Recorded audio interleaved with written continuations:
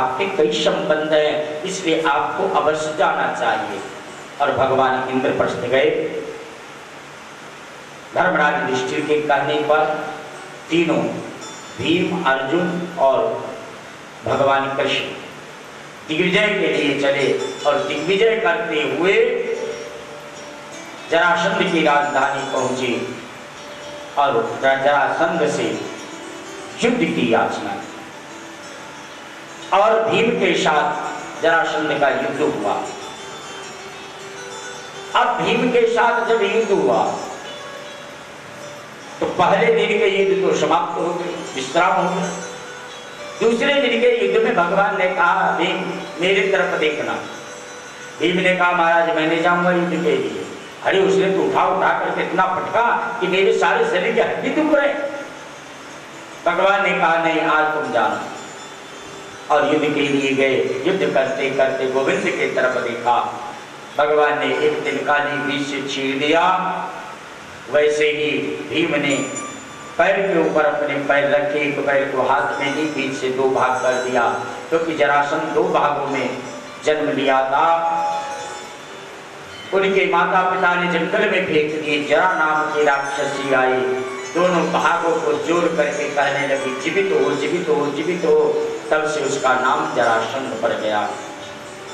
जरासंध के पद के ऊपर जरासंध के पुत्र को राज्य सिंहासन पर बैठा करके राज तिलक की।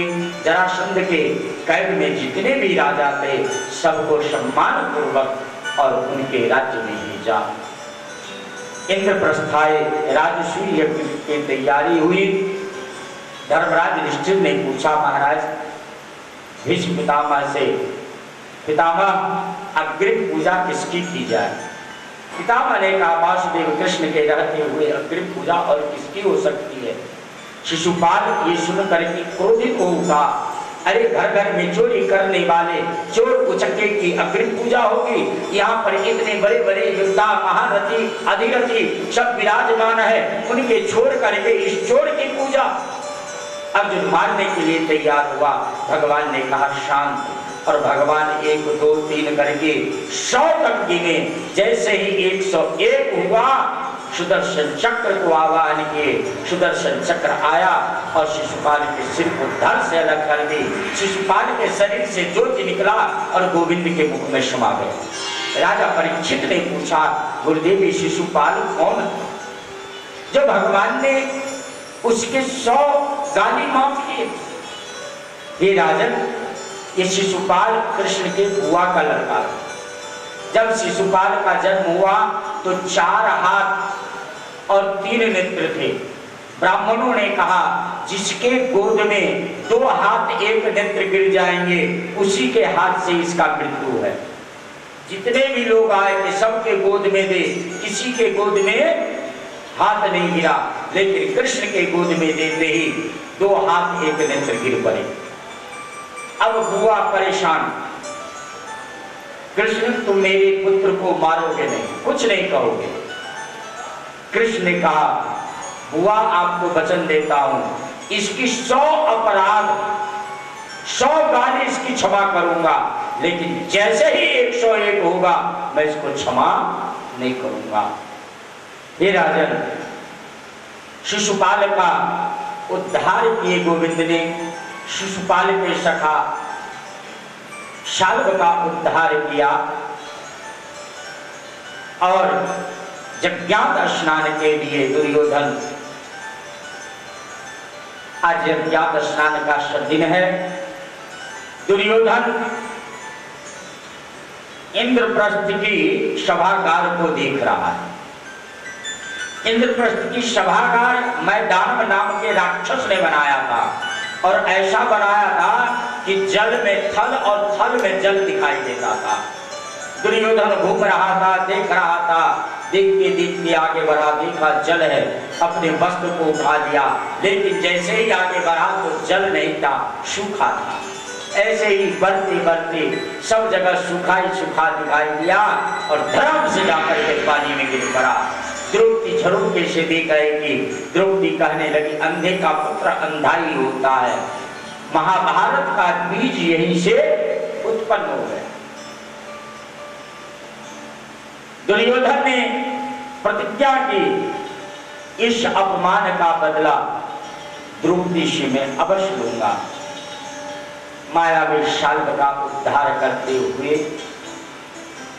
भगवान दाऊ ने नैमिषारण्य में सूत जी महाराज का वध कर दिए। ब्रह्म हत्या के निवारणार्थ तीर्थों में तीर्थाटन करने लगे। एक बात आप लोगों को कर दूं, तीर्थ में जाया जाता है अपने पाप को दूर करने के लिए। आजकल लोग जाते तीर्थ में एंजॉय करने के लिए, पिकनिक मनाने के लिए। पिकनिक मनाने की जगह तीर्थ नहीं है। घर से भी टेलीफोन करेंगे, सुविधा सब हो गया, होटल बुक करवाया, गाड़ी बुक करवाई, गए एयर कंडीशन में रहे, एक रात को बोतल खोली, ढार लिया और बस। नहीं, अन्य क्षेत्रे कृतम पापम तीर्थ क्षेत्रे विनश्यति, तीर्थ क्षेत्रे कृतम पापम वज्रलेपो भविष्यति। अगर आप तीर्थ के बाहर पाप करते हैं तो वो तीर्थ में शमन हो जाएगा, लेकिन अगर कदाचित तीर्थ में अगर आपने पाप किया तो वो मील का पत्थर बन जाएगा, वो कभी नाश होने वाला नहीं है। इसलिए तीर्थ में जाओ, तीर्थ की भावना से, तीर्थ के रज को अपने शरीर से लगाओ, तीर्थ के कुंडों में से आचमन लो। पिकनिक मनाने या एंजॉय के लिए तीर्थ नहीं होता, तीर्थ कष्ट सहने के लिए होता है। अरे सुख सुविधा ही अगर तुम्हें लेना है तो तीर्थ क्यों जा रहे हो, घर में रहो। तीर्थ कष्ट सहने के लिए होता है। जब तक तुम तीर्थ में अपने आप को तपाओगे नहीं, जैसे सोना तपाने से निखार आता है, सोना में प्रकाश होता है सोना में, ऐसे ही अपने आप को तपाने से तीर्थ में हमारे जीवन में निखार आता है, हमारे जीवन में प्रकाश आता है। इसलिए तीर्थ में जाओ, तीर्थ की भावना से। भगवान शुकदेव कहते, राजन विप्र सुदामा बसत है सदा आपनो धाम, भिक्षा करी भोजन करे जपत रहे हरि नाम। भगवान एक रोज साधु के वेश बना करके नारायण हरि करने के लिए निकले सुदामा के कुटिया पर। सुदामा जब भिक्षा के लिए गए थे, सुशीला घर में थी। भगवान ने आवाज दी, नारायण हरि, नारायण हरि, नारायण हरि। सुशीला बाहर निकल करके आई, कहने लगी, प्रभु घर में एक अन्न का कण भी नहीं है, मैं आपको क्या दूं। संत ने कहा, देवी अरे तुम्हारे पति का मित्र तो द्वारिकाधीश है, तुम अपने पति को द्वारिकाधीश के पास क्यों नहीं भेजती। सुदामा जी महाराज जब आए, सुशीला ने पहले जल लिया, थोड़ी देर बैठे तो सुशीला ने कहा, स्वामी सुना है आपके मित्र द्वारिका नाथ है। हाँ हाँ, तो स्वामी आप द्वारिका नाथ के पास क्यों नहीं चले जाते, जरूर वो कृपा करेंगे। सुदामा जी ने कहा, वो राजा हो गया तो क्या हुआ, शिक्षक हूं शीघ्र जग को, अब काहे को तो मोह देते शिक्षा, और को धन चाहिए बावरी, अरे ब्राह्मण के केवल धन भिक्षा।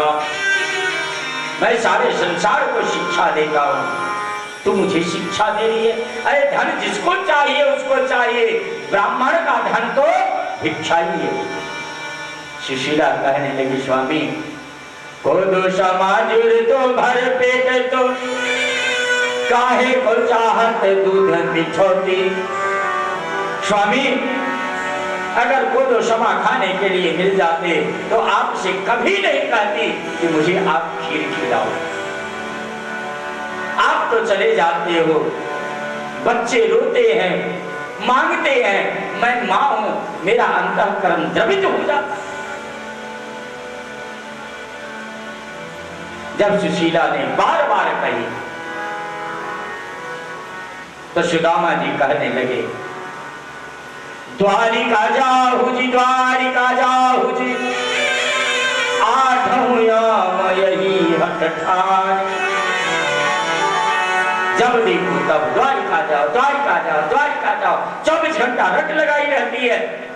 अरे मित्र के यहां जाओ, खा लिया, मेरे पास क्या है जो मैं लेके जाऊं। तब सुशीला ने 3 घर से 3 मुट्ठी चावल की कनकी मांग करके लाई। वस्त्र बांध करके देने के लिए नहीं था तो खोजते खोजते छप्पर में एक फटा पुराना काला सा कपड़ा मिला, उसको झाड़ करके उसमें बांध करके सुदामा जी को दे दिया। सुदामा जी महाराज उस पोटली को लिए, धोती लिए, लोटा ली, लठिया ली, माला झोली ली और चल दी। चले श्याम सुंदर से मिलने सुदामा, गाते चलो मन में हरे कृष्ण रामा, गाते चले मन में हरे कृष्ण राम, हरे रामा हरे रामा, राम रामा हरे हरे, हरे राम हरे राम, राम राम हरे हरे, हरे कृष्णा कृष्णा कृष्णा कृष्णा हरे हरे, हरे कृष्णा कृष्णा कृष्णा हरे हरे, हरे राम राम राम हरे हरे, हरे राम हरे राम, राम राम हरे हरे, हरे कृष्णा कृष्णा कृष्णा हरे हरे, हरे कृष्णा कृष्णा कृष्णा हरे हरे, हरे राम राम राम हरे हरे, हरे राम राम राम हरे हरे, हरे कृष्णा कृष्णा कृष्णा हरे हरे, हरे कृष्णा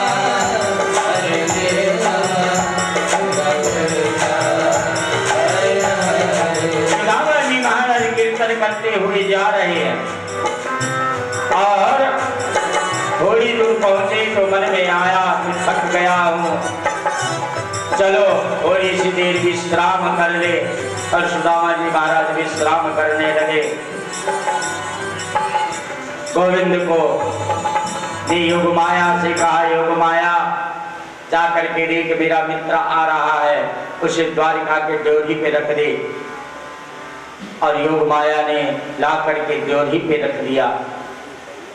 सुदामा जी महाराज आंख मलते हुए जब उठे देखा